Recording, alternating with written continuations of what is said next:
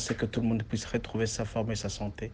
C'est pourquoi en ce soir, je vais vous demander tout simplement à tous ceux-là qui sont malades de fixer leurs yeux, de river leurs yeux sur Jésus.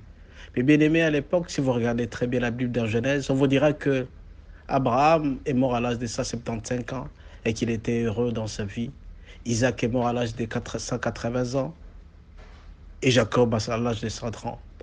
Et tout ça, c'est parce qu'ils ont travaillé sérieusement pour le Seigneur. Ils ont posé des actes positifs, ils ont fixé leurs yeux sur Dieu.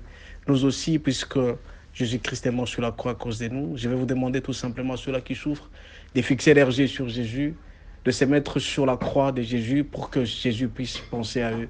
Parce qu'à travers la mort de Jésus, à travers sa souffrance, il nous a rachetés du péché. Par ses meurtrissures, nous sommes guéris, nous sommes sauvés.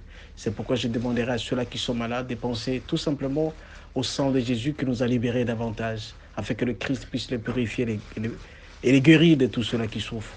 Vous savez très bien que Jésus n'aime pas la maladie, mais il aime les malades. Et comme il les aime, nous aussi, mes bien-aimés, en ce soir, nous devons penser à ce que le Seigneur puisse habiter en nous. C'est en posant des actes positifs, en restant dans les mains du Seigneur que nous allons retrouver notre santé.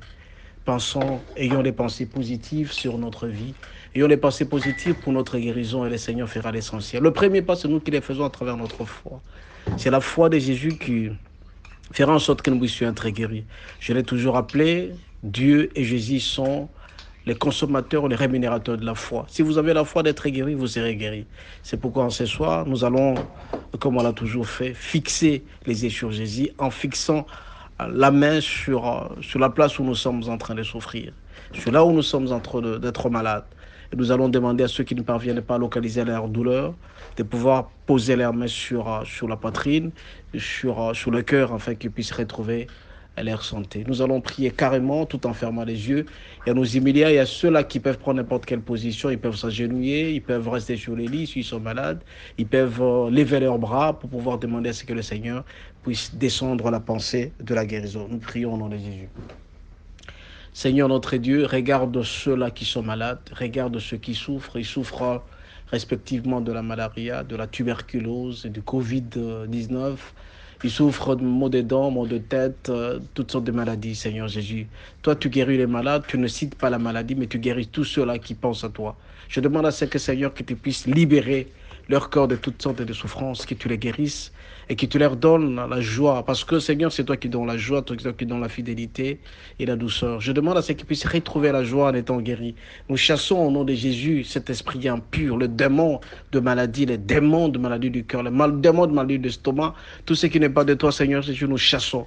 Il y a ceux-là qui souffrent de maladies du cœur, maladie d'estomac, de l'hypertension, du diabète, toutes sortes de maladies, même si celles que je ne cite pas ici, que tu puisses le guérir et le libérer complètement. Je crois, Seigneur, que tu peux le guérir et tu le guériras toujours parce que nous avons la foi.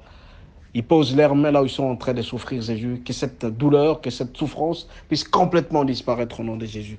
Je lis au nom de Jésus et je chasse tout esprit, toutes sortes de maladies. Que tu puisses le guérir, Seigneur, tout en étant en bonne forme, qui vont t'élouer, qui vont t'adorer en esprit, en vérité, Seigneur. Je crois sur la guérison miracle. Je crois à ceux qui sont guéris complètement parce que tu les aimes tant.